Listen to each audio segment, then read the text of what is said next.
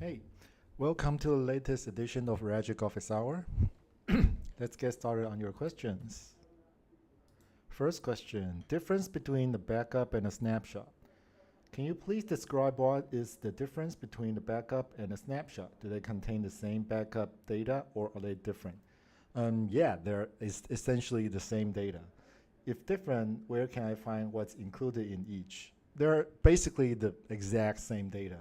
So only that um, when you make a backup, you do it manually and it's run by a program, and that you could download an automated backup, a scheduled automated backup. So there are two types of backup: the manual backup, where you can download the backup anytime to your computer, and the automated backup, which is scheduled on the daily and weekly basis, so that you could download a backup from a while ago.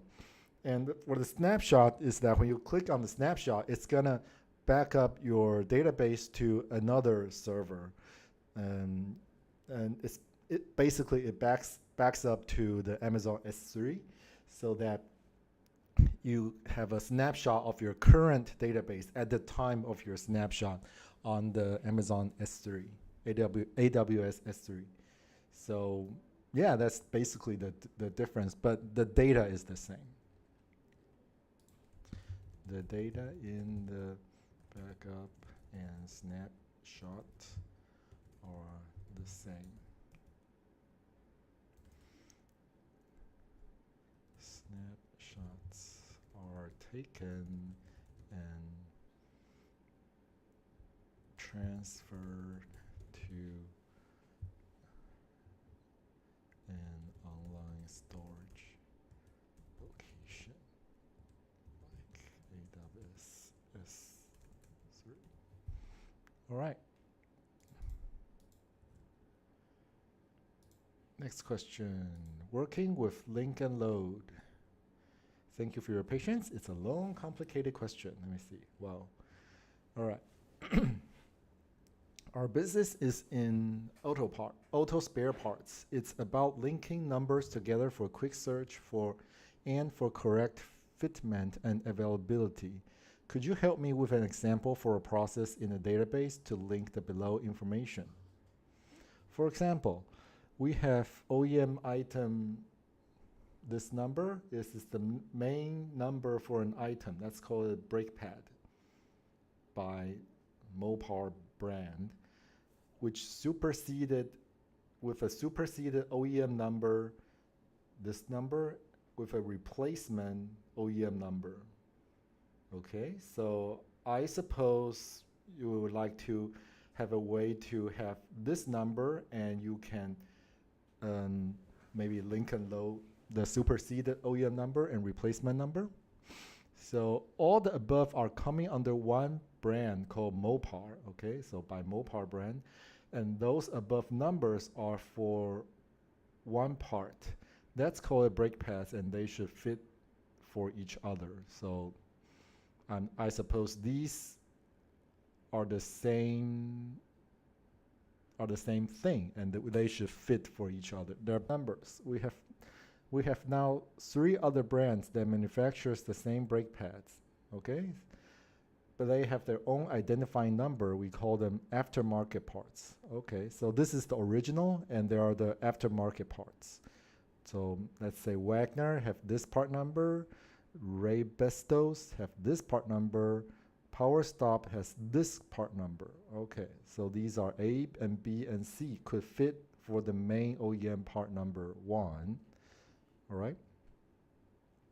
In the inventory list, all the above should be linked in a way that when we search only with OEM number, we should get the relevant replacement numbers to those OEM numbers only. Okay?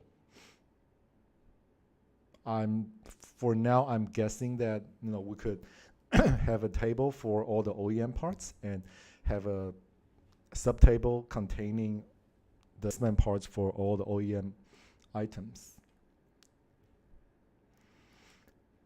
Okay, to make a sale in the sales invoice, the information should be accessible in an easy way to directly show all the above numbers only when related information, and to select and add to the sales invoice. Is that doable in Ragic? Also, if by using a shortcut button like F2 or F4 to add a trigger button.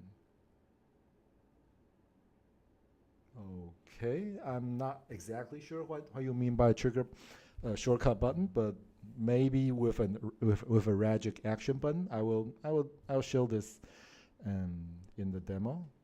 I'm looking for a way to show that or a pop-up for those linked numbers only with related info, quantity, and prices. Okay.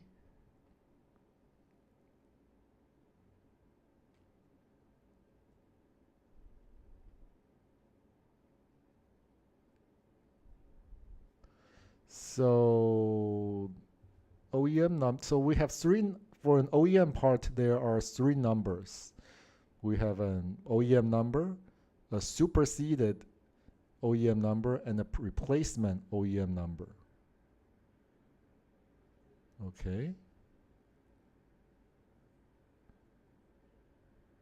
And for one part, three other brands that manufactures the same brake pads. Then aftermarket parts. So I'm guessing that these correspond to a replacement OEM number.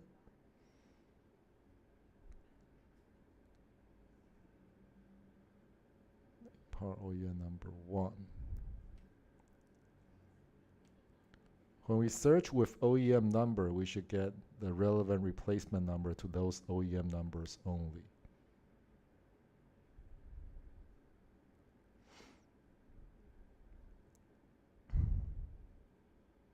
Okay, let's do a quick demo on what I assume from this case study. So let's first create a sheet for the OEM parts, and we have the replacement parts in the subtable, if I understand you correctly. Okay, so let's create a new tab. OE car parts demo. There we go. Okay, so we have OEM parts.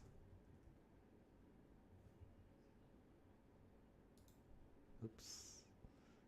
Let's open this again. So we have OEM number, superseded OEM number, and replacement OEM number.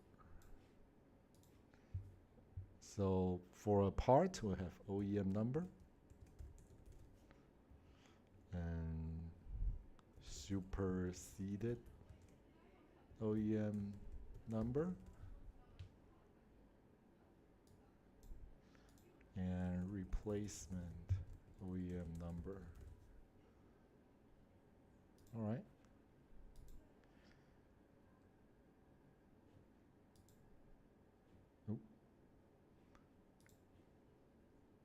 So, and we need to know what brand this is under. So we have a field for brand.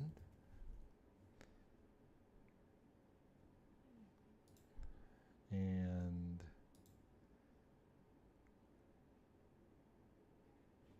okay, let's have a name for the OEM part. Part name. Okay, so this is the basic information for the OEM parts.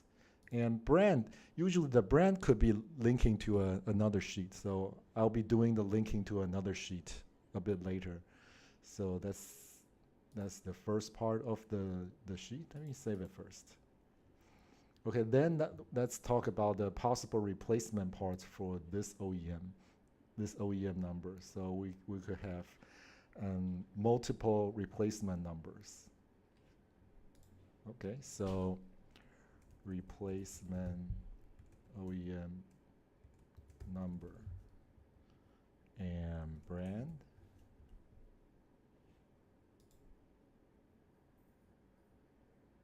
yeah, I think let's make the the example a bit simpler for now.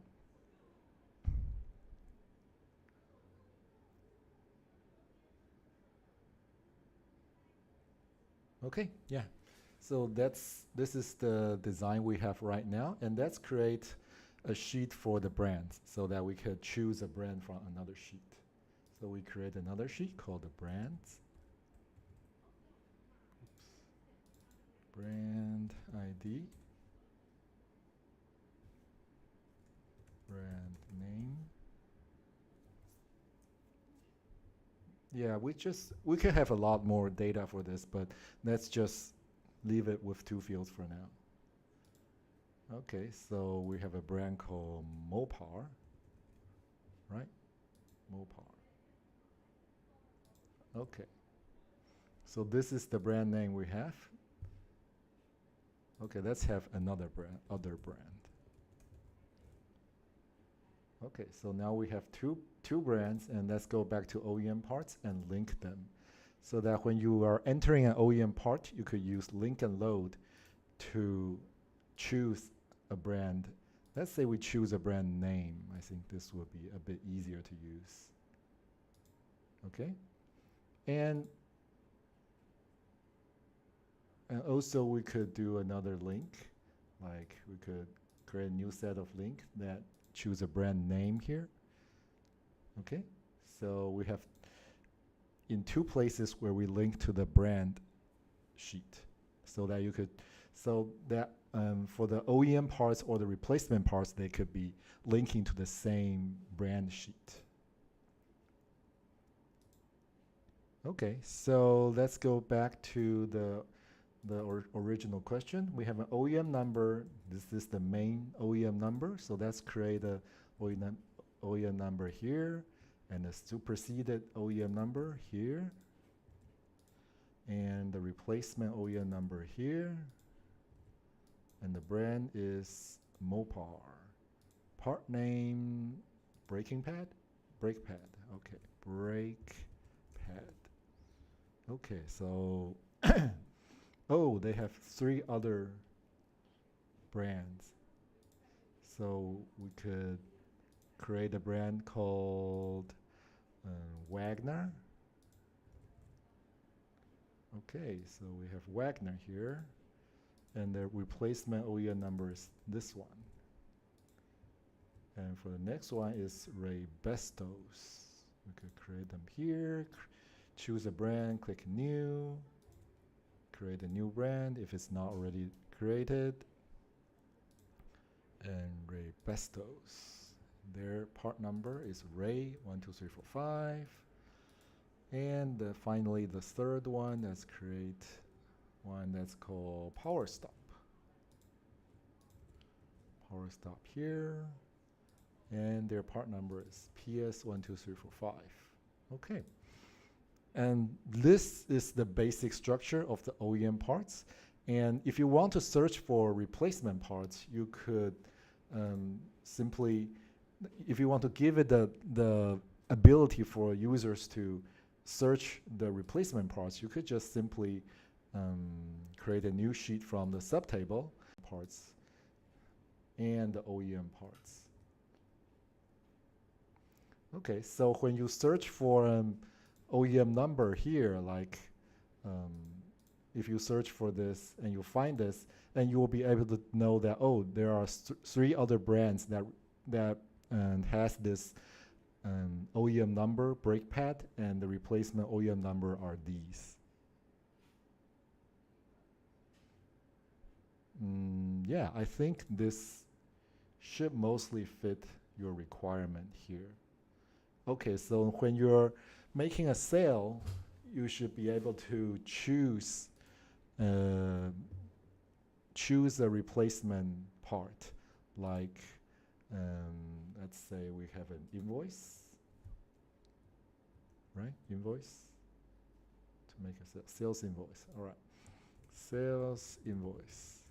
So when we're creating an invoice, we have like invoice number and customer. This could be linked. The customer could be linked to another sheet containing customer information, but for the simplicity.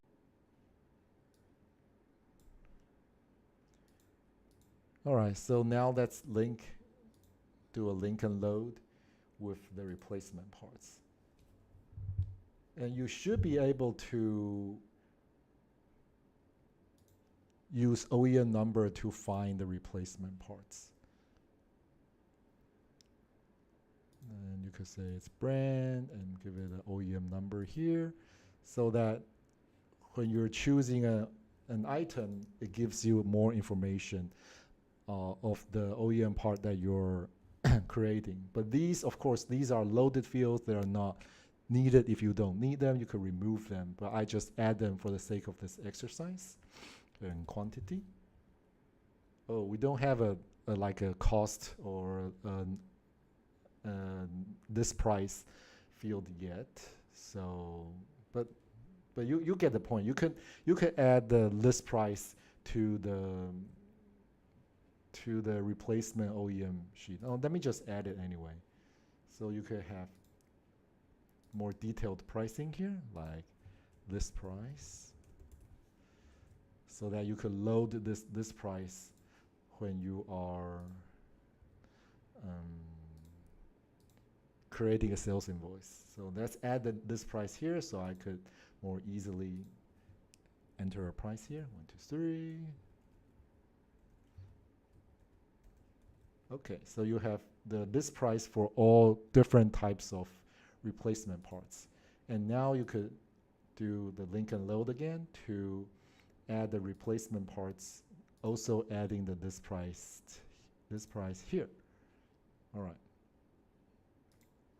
Okay, so we have an amount here, and let's calculate the amount, which should be the quantity times list price.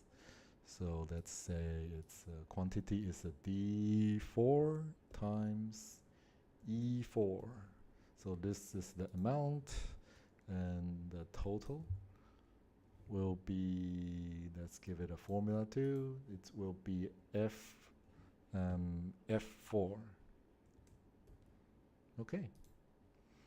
So now we have the replacement OEM numbers and the OEM numbers. So let's say we have an OEM number. We would like to create a sales invoice on some replacement OEM number parts.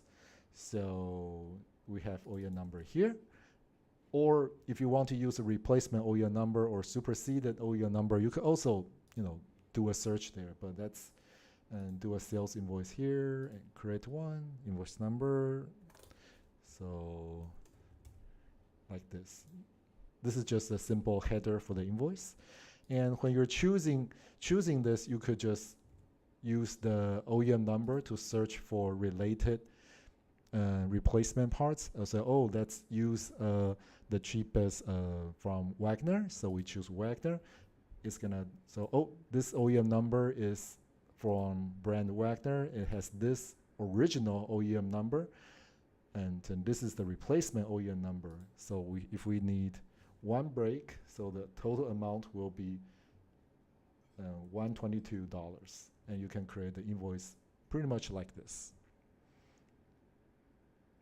All right, I hope this demo is kind of clear on how to create a very simple demo for this kind of structure. And yeah, and if you're doing this kind of search, if you want to limit the replacement parts, like if you only want to show the OEM numbers for this, and you could also use dynamic filtering to make sure that when you click on this, it only shows filtering for certain OEM numbers.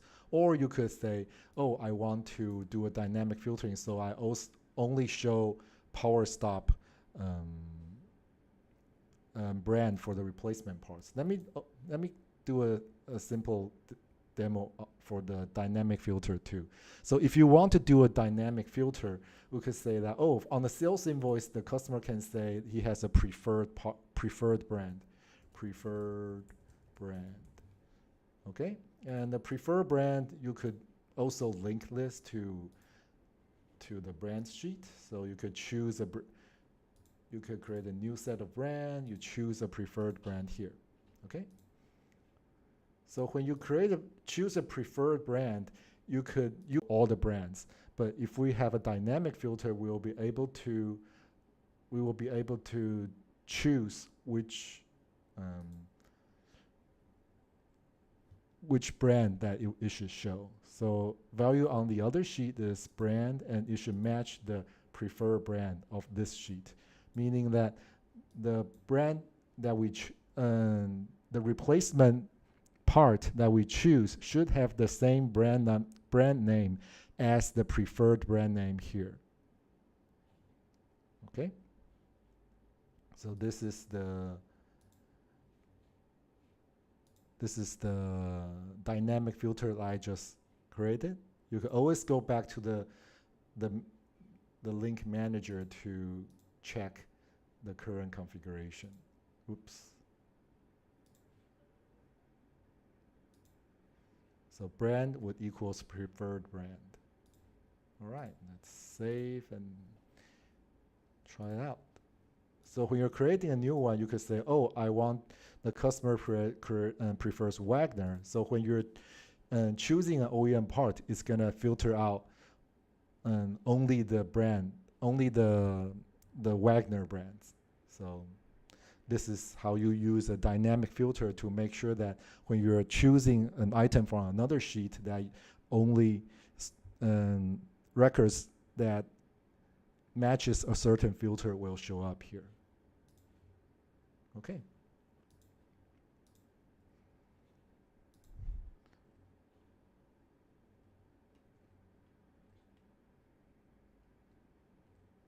All right.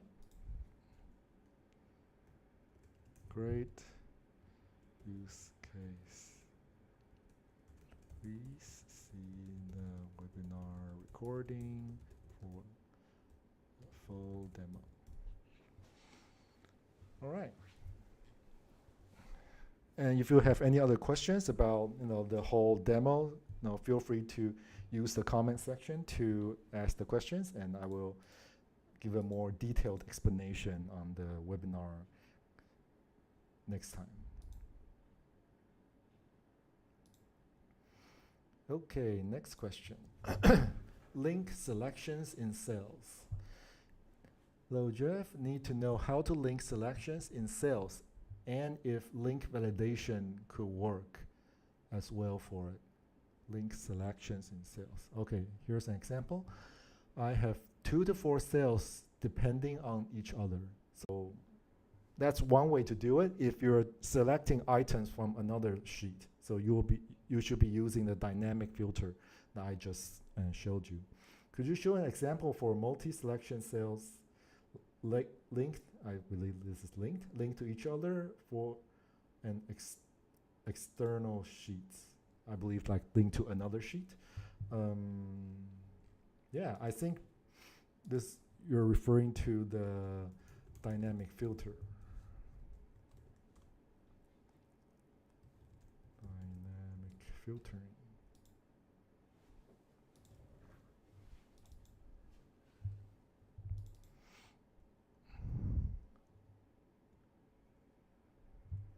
You can use Ragic's dynamic filtering ability to do this type of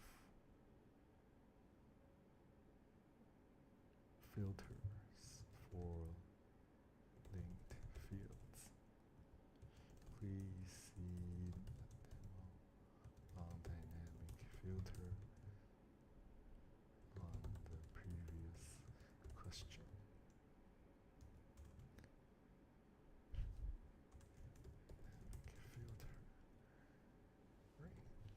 Okay, another way to do this, if the data source if you don't need the data source to be from another sheet, if the data source like the selection options are pretty fixed and it doesn't change very often, you can also simplify it and use a cascaded selection field. So it's from basic form design, cascaded selections.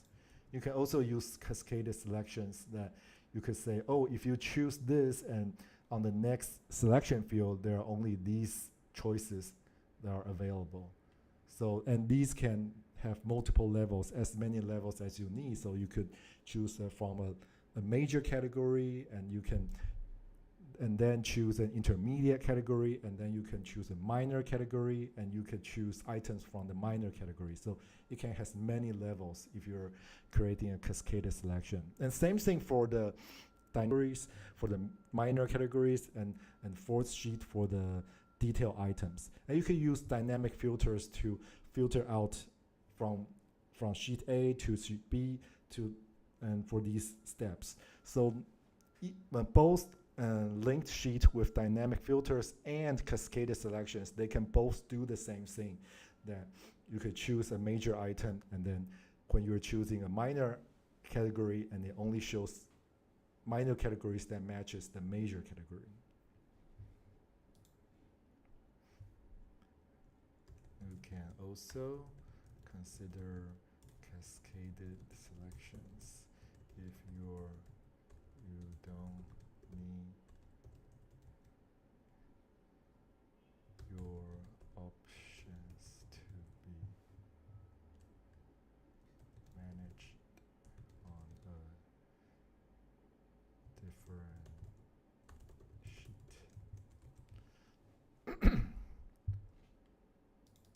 All right. Oh. Yep, they are both good questions. Okay, next question. Have a clickable folder path in a cell. Hi Jeff, I know I can have a cell with URL link. Can I have a cell with folder path on our server in our office? When clicked, open File Explorers to the location. Further to the first question, can it open a local file, for example, a PDF? I think right now this is not possible with the standard browser behavior, because you can actually enter a file URL, like you could enter something like file and a file path like this. But I think in a lot of cases, the browser will stop you from, accessing that file on your server, even if you're on the same LAN network and you have the access right to access it. Your browser will still stop you from doing that. But I think as a workaround, there are some browser extensions that should allow you to do something like this. So let me do a quick Google search, like file extension, Chrome extension, file. Yeah, let's Google that first. File extension search, file URL Chrome extension. Or enable local file links, something like this, because by default your browser is not going to allow this. But if you have something like this installed on your browser, you will be able to keep to use this kind of local file links like this, the file and /c, this kind of file link. So you'll be needing some kind of Chrome extensions like this.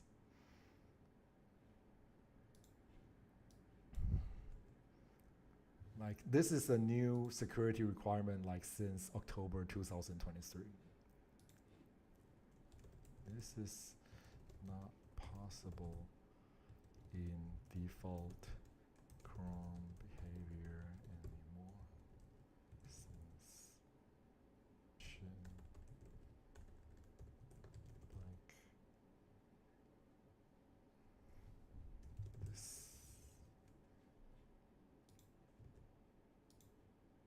like this to enable to bypass this security measure on your browser.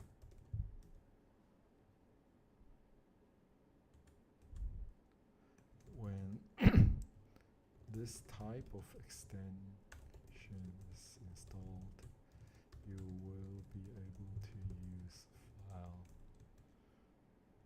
style URLs to access local or LAN server files that the browser is to. All right. Yeah, but the problem would be like if if everybody wants to use this in your company, then all the browsers that wants to click on that link and download the file will need to have this type of extension installed.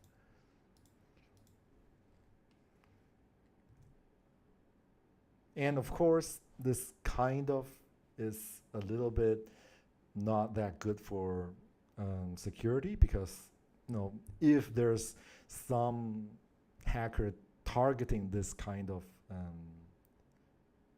of behavior, and it will pose a little bit more risk when giving them a bit more ways to access your local files. Okay, next question. Fixed assets and plant equipment. Where do you propose fixed assets and other equipments to be added from among your various templates? If we need to show their purchase or administration. A company makes skincare products. We'll do an install of the fixed asset management to see the detail for this problem. A company makes skincare products. It requires a machine called A to make the products. It also requires beakers. These items come under fixed assets and other equipment. To purchase them, which template is the best? I'm using your accounting integrated purchase, sales, inventory, production. Later, we'll also be using HR. I need to have proper purchase requisitions, purchase orders for these, and also need to show these items in my accounting reports. So which template is best for purchasing record of these? Also, if some items gets damaged, how is it accounted for? For instance, if a beaker breaks down, how will I remove it from the inventory? Thanks. Okay, let's try fixed asset template first. So let's install a template first. Why is my network so slow today?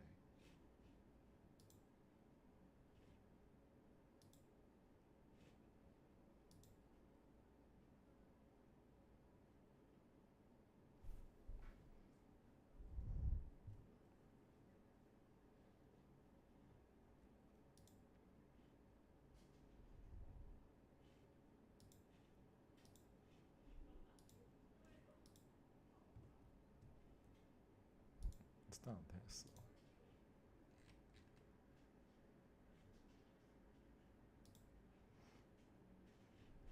There's something wrong with my account for installing templates.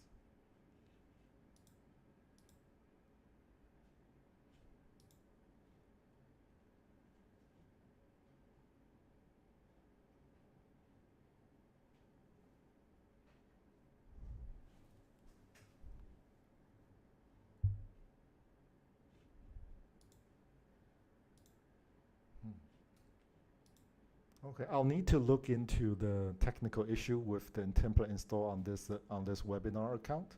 Yeah, the templates are not showing up right now, and let me see if I could answer this question a bit later. Also, I'm not super familiar with each of the template, like I mentioned, so I would also probably need some time to study these templates to have a better answer your question.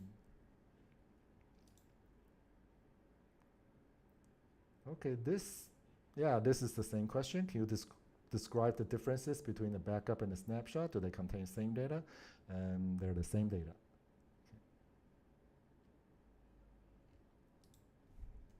Okay. They contain the same data. And it's the same question. I think you asked it before in this session.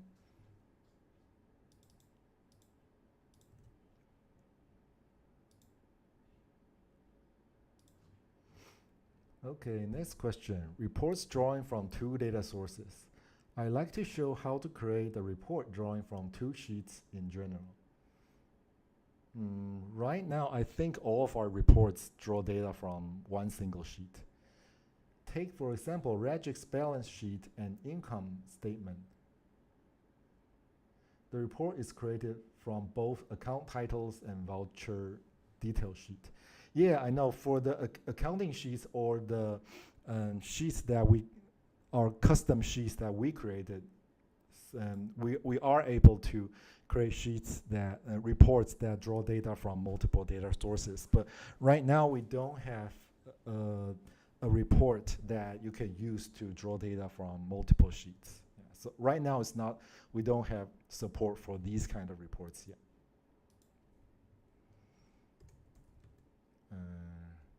Ragic standard reports. Let's call it, we call it fixed report. So that is the report that we created and there's not a lot you can change there. Standard fixed reports can draw data from multiple sources, which are hard-coded in the reports. For user reports that chooses any data source, multiple data source is not supported yet. We'll consider adding new reports that can support two or even more data source sheets in the future. All right.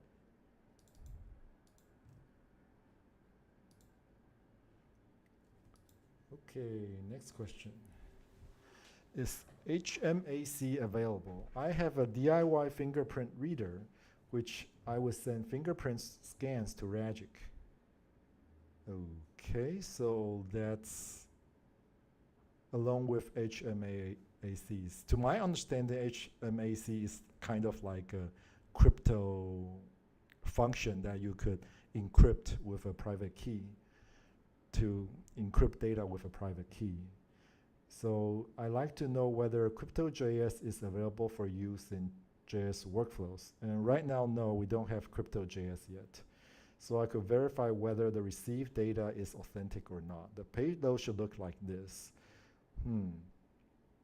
Yeah, we don't really, because the JavaScript workflow, they are executed on the server side. So for security reasons, we don't really allow users to add their own server-side module. So yeah, we don't have a way for you to like add a whole Crypto.js module to the server. And right now we don't have HMAC compliant crypto functions available on the server side. But that would be something that we can consider in the future. But no, for now we have, this is like the first time we see a use case that will require the generation of these kind of message digest. Currently, Ragic's JavaScript workflow does not support HMAC functions.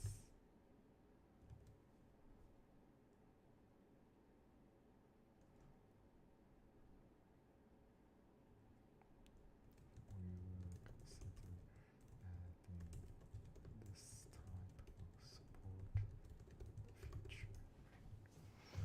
Yeah, for now, if Yeah, for now, if you really need, you would probably use the HTTP API. Like if you do the fingerprint reader and you have the data, you could send it to your own service or any kind of application on the client side on the API to store whatever data that's needed.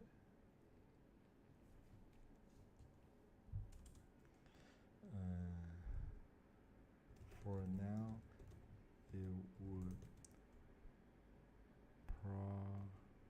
probably be more doable if you can do the HMAC function on your client device or your own online service and integrate. I think this is it for the question for today. And for the question left here, and I'll need to check with my account to see if the templates are not really working today on this account, because this is kind of a special account. I suppose there's something wrong with this account installing more templates. So I will need to get back to you on this. And of course, I'm not super familiar with the fixed asset and equipment management templates. So I will probably need to study a bit that on the next webinar, and I will get to it on our next webinar. All right, thank you for joining in. And if you have any other questions, feel free to use the Ragic webinar sheet right here, and I will be answering your questions in the webinar in 2 weeks. All right, see you.